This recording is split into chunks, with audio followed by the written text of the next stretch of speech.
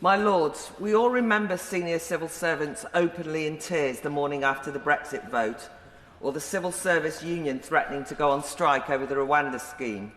Troubling examples of a politicised civil service. But I want to focus on a more insidious trend, and one in denial. The civil service is drowning in identity and diversity groupthink. However, there's an obstinate refusal to acknowledge that a particular outlook on, for example, gender or race is political at all, let alone can compromise impartiality. It's hiding in plain sight. Every time you get an email with pronouns in the signature, or see civil servants wearing those rainbow progress lanyards, it's a one-sided display of an allegiance to a contentious political ideology. You might agree or disagree with the ideological position that these markers point to, but there's no doubt signing off she, her is as partisan, surely, as ending an email with the slogan adult human female or from the river to the sea. Not to just blame the blob, this politicisation is perhaps the unintended consequences of policies and legislations initiated by politicians. Take the Public Sector Equality Act.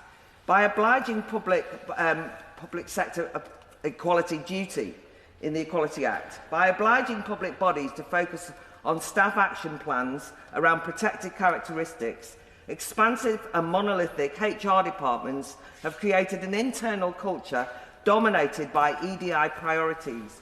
In typical mission creep fashion, there's an ever-growing plethora of diversity training courses, identity-based staff networks and allyship schemes. But inclusion does not include dissent. Two brief examples. The relatively new Civil Service Equality and Equity Network, SEEN, who believe that biological sex is binary and immutable, operate across 50 government departments, including here in Parliament. SEEN haven't been welcomed to the network fold and are regularly subject to obstruction and persistent abuse.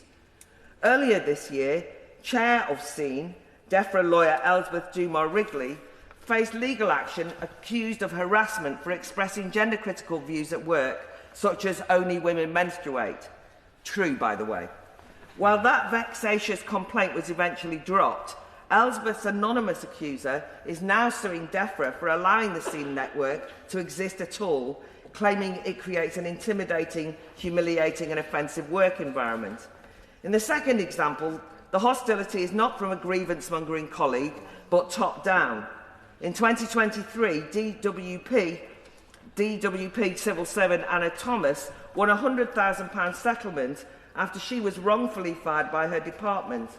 Her alleged gross misconduct was that she whistle-blew about the DWP's embrace of political ideologies such as critical race theory, which she feared breached the Civil Service Code. Part of her complaint was an all-staff memo from the Permanent Secretary about transforming the department into an anti-racist organisation in the wake of the George Floyd killing.